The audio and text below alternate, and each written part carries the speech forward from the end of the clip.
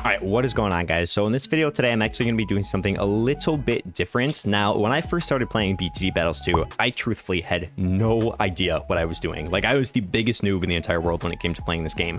And even as simple things like a balloon boost or a tower boost, like, I didn't know how to do it. I didn't know what they were. I didn't know what the heroes were. I didn't know that they had abilities, stuff like that. And there really wasn't a lot of information out there, especially on YouTube, that kind of catered towards the newer players. Like, yes, there's a lot of like strategy videos out there, and there's a lot of challenge videos and stuff like that, but there really isn't anything, there's no like basic stuff out there. So I figured that was kind of what I was going to do in this video here today, just really go over a lot of the basics with the game. I'm also going to include some tower combinations or some roster combinations and recommendations for you guys a little bit later in the video as well. I'm going to show you guys a ton of examples with some of the stuff, and I'm really hoping that this helps some of the brand new players kind of get acclimated to the game and hopefully gets you guys out of those lower arenas in ranked play. If there's anything that you guys are struggling with specifically, please let me know in the comments down below, because I am going to do a follow-up video to this. I'm kind of going to go a little bit more in depth in the next video, you know, explaining some like real tools and strategies and stuff for whether it's roster combinations or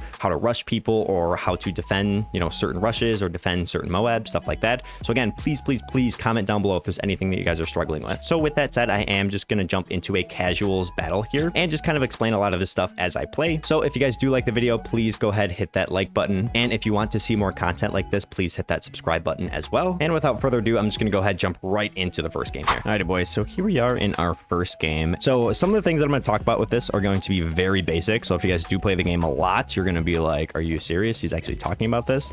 However, some of these things are truthfully things that I had no idea when I first started playing the game. So just to get into it, I think the first thing to talk about here is going to be the eco. So if you guys can see the balloons over here on the right, basically if I click on these balloons, so you can assign them to hotkeys as well, or you can just push a button on your keyboard. However, if I click on these buttons, so if I click the red ones here, you can see like in the middle, the red balloons are going to pop up. If I hold the button down, it's going to be like a bunch of red balloons here, and then they're going to send over to my opponent. So as you can see kind of up on the top part of the path here, if I click the blue ones, that's going to send blue balloons over to my opponent. So there is like a strategy when it comes to ecoing.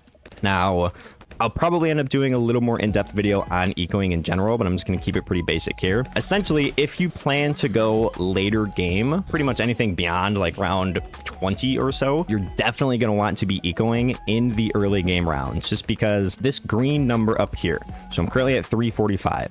If I hit the red balloon, you can see the little green one right here. It's going to increase that green number for my income, essentially. And what that means is I'm going to be getting 357 coins in this little bank account here every 6 seconds. So it's just every time this little coin here fills up. So again, in the later game rounds, you want this green number to essentially be as high as you possibly can, just because you want to have a ton of income coming in, just so you can afford some of the, you know, later game towers or some of the tier 4 or tier 5 upgrades for your towers. Just because the tier 4s and tier 5s obviously are going to be the best when it comes to defending, you know, rushes or Moabs or anything like that. So that's kind of the baseline behind the ecoing parts. One thing that I do notice, as you can see, my opponent right now, he's not ecoing me at all. So if we did end up going later game here, he's probably not even going to have enough money to like put towers down on the map to defend the AI balloons. So you definitely want to be ecoing here in the early game rounds. And then so another thing that you can use these balloons here for, which I believe is what most people probably use them for, especially like the casuals, is to just simply rush your opponents. So as you can see, every level a new balloon is going to unlock down here. Now keep in mind too, they cost money to send, so I didn't talk about this. So as you can see, the red balloons here, this little 20 underneath, that is going to take $20 away from my income up here as I send a red balloon. So some of them can be pretty costly, but for the most part, yeah, overall ecoing, you definitely want to be doing it in the early game rounds. So next thing I'm going to talk about here are these two little buttons to my right here. So there's a balloon one and there is a monkey one here. Now, truthfully, I'm not even kidding, I did not know what these buttons meant for probably a month into playing the game. So the balloon one here, basically if I click this button here, if you watch on my opponent's side, over there, as soon as I click that balloon button, it is going to increase the speed of all of the balloons on my opponent's side over here. So essentially, the only time you're really going to want to use that button there is if you're trying to rush your opponents. And on the flip side, the little monkey button over here is a tower boost. So essentially what that does is it just boosts all of your towers. I believe it's by 50%. So it just increases their attack speed by 50%. So again, if your opponent's rushing you, you're probably going to want to tower boost just to make sure that you can defend any balloon sends that come your way. Now, a couple more things that I'll talk about over here. So you have two little icons up here. So this one here is a little farmer. So if I set him down, basically all he does is collect anything that generates income. So if you're using like a banana farm, or right now I'm using this balloon trap right here with my engineer monkey, he's just going to collect it automatically for you, just so you don't have to like throw your mouse over top of it and collect it manually. So it is pretty effective, especially if you use farms. And then the other one here, this thing is a balloon bot is what it's called. So if I set this down here, it's going to tell me to select a balloon. So even if I, click off it here, if I click on it, it's going to tell me to select a balloon. From here, basically, if I just click on the yellow balloons, it is going to send all of the yellow balloons here automatically, and my opponent's dead. So like I was talking about before, the little balloon bot up here, I'll just show you guys one more time. If I set my balloon bot down, it's just going to tell me to select a balloon to send. Again, if I just click on the red balloon here, it's just going to automatically send the red balloons for me. So as you can see, my mouse is not clicking the red balloons, my hands are not touching any hotkeys, and it's just sending the red balloons automatically. This can be effective sometimes. I don't really use it too much, to be honest with you. The only time I'll ever use it is if I'm like eating, or if I'm like grabbing a drink or something, or sending a text message. I'll just throw the balloon bot down really quick, click on a balloon, and then do whatever I have to do. Typically I won't use it for an entire game though, just because I'll forget about it. And I don't know, as you get into like different levels, there's going to be different balloons that you want to send. So technically, like, you don't really want to be sending the same exact balloon for the entire time. So I don't know, it's kind of a niche thing. Some people like it, some people don't like it. It's probably a little bit better for like mobile users if you're playing on a phone, just because there's no hotkeys on a phone, obviously. And then another thing too is, you can see here, every single hero is going to have two like abilities that they can use. So with my Gwendolyn here, so she has kind of like a little Molotov cocktail here. So essentially all this is, if I click on the little Molotov here, she's going to throw a firebomb wherever this little green target is selected, and then it is going to take some time to reload. I don't know how much time it takes exactly for every hero. I don't know if each hero is different or not, but it does take some time to reload. So that is the abilities. And then once I get to level 10 with Gwendolyn, she's going to have a second ability. Okay, so that is really just like the absolute basics when it comes to BTD Battles 2. There are extra buttons down here as well. So as you can see, this one's going to unlock on level 8. This will unlock on level 12. This one will unlock on level 18. Basically, all these are, I can show you guys if we do end up getting all the way up to level 18. The level 8 one is hearts. So essentially you can just turn all of the balloons that you send here into heart balloons. The level 12 is going to be camos. So again, you can just turn all of the balloons that you send to your opponent into camo balloons. And then the last one is going to be fortified, which you can just turn all of the balloons, not all of the balloons, but I think it's ceramics, Moabs, and leads, I think, are the only ones that you can turn into fortified ones. All right, quick interruption. So as I was editing this video, I realized I did not talk about heart balloons or fortified balloons. So essentially what a heart balloon is it's a regrow balloon. So I don't know the exact time limit on it, but for instance, if I am to send a green heart balloon and my opponent pops it down to a blue balloon, if he does not re-pop it again within a certain time frame, that blue heart balloon will regrow back into a green heart balloon. And then with the fortified balloon, essentially all this does is just fortify the balloon or the Moab, and essentially it just makes it a lot stronger. I don't know the exact damage values with it, but a fortified ceramic balloon is going to be way harder to pop than just a regular ceramic balloon. Yeah, you can turn some of those into, so as you can see here, hearts. So if I now send blues to my opponent, it is going to send blue heart balloons to my opponent. These become very efficient when you are trying to rush your opponent and trying to get the win. You do not want to have any of these activated when you're just simply ecoing, because they cost way more money. You see the red balloon here currently costs $20. However, if I switch it to a heart, it is going to cost 32. And the overall eco does not change. It is not efficient whatsoever when it comes to like improving your eco and making more money. It's only, these three buttons down here are only efficient when you are trying to get the win on your opponent. So hopefully that makes some sense. Now, the next thing I'm going to talk about here, this is really just kind of some tools, I guess. Choosing your roster combination. So there are a handful of things that you're going to want to make sure that you have when choosing your roster combination. And the biggest one by far is going to be camo detection. Please, please, please make sure you have camo detection on your towers.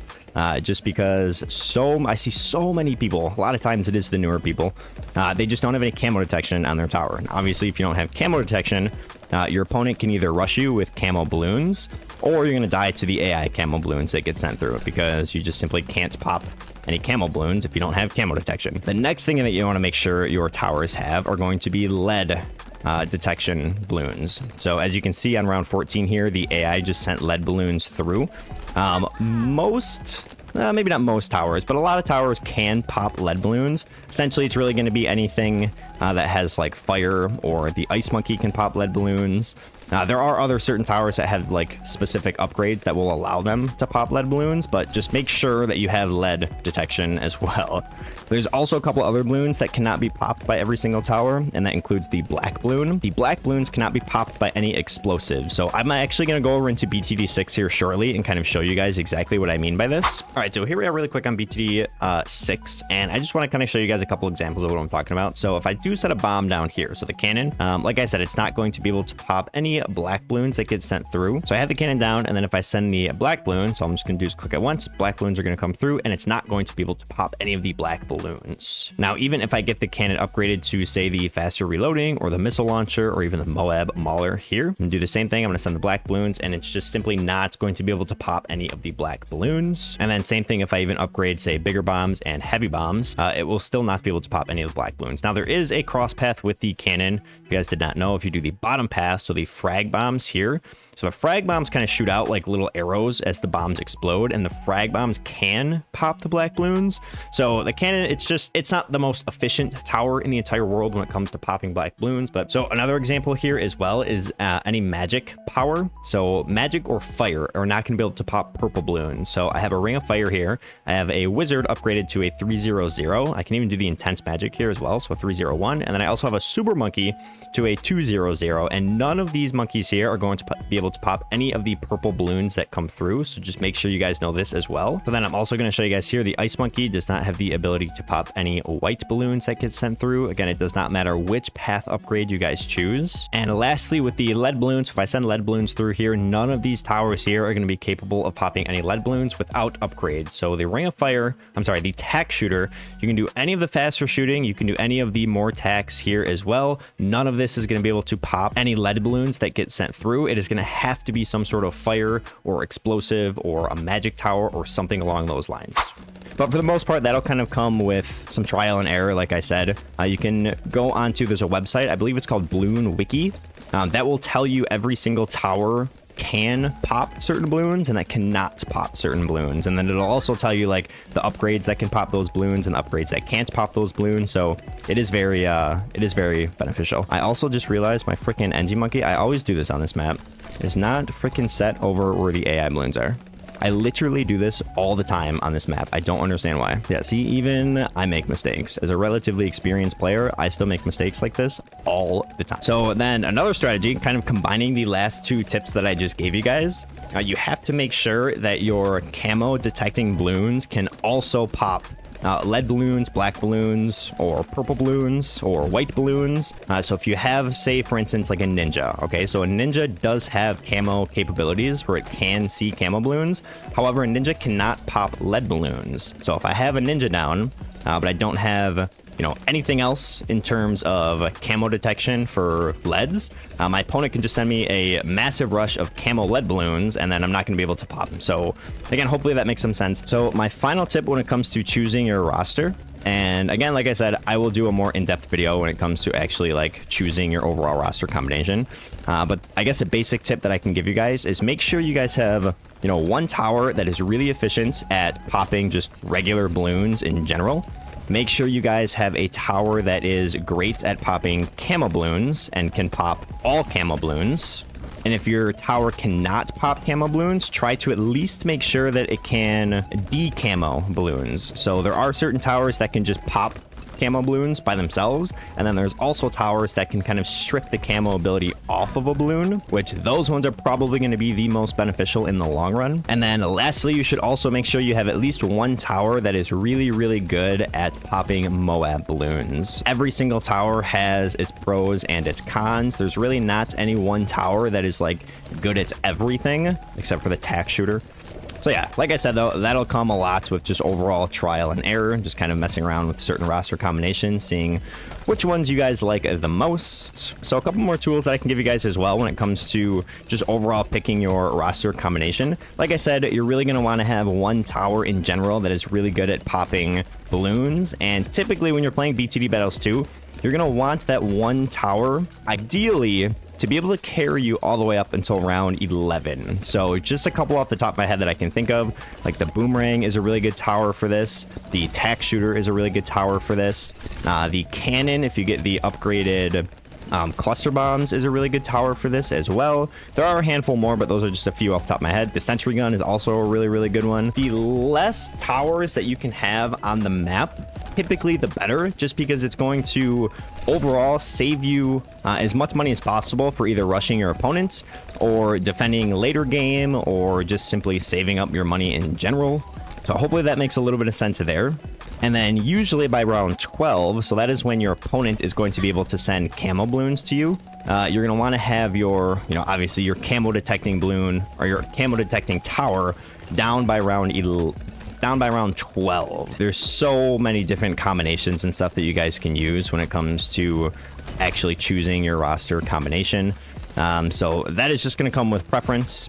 But yeah, all in all, essentially, like, you don't want to be wasting money if you don't have to be wasting money, And overall, with that said, I am going to keep the video there. I will do kind of a follow-up to this video, and I might turn it into almost like a mini series, and I'll get a little bit more in depth with each category that I talked about today. Hopefully this helped you guys out somewhat, especially if you are newer at the game, or maybe you just started playing it, or you've been playing it for a couple of months and you didn't know some of these little strategies or tools that I gave you guys here. If there's anything else that you would like me to cover, if there's anything else that you're struggling with, please let me know in the comments down below so I can throw that in my next video. So yeah, if you guys liked the video, go ahead, hit that like button. If you guys really liked it, go ahead, hit that subscribe button. And with that said, I will catch you guys in the next one. Thanks.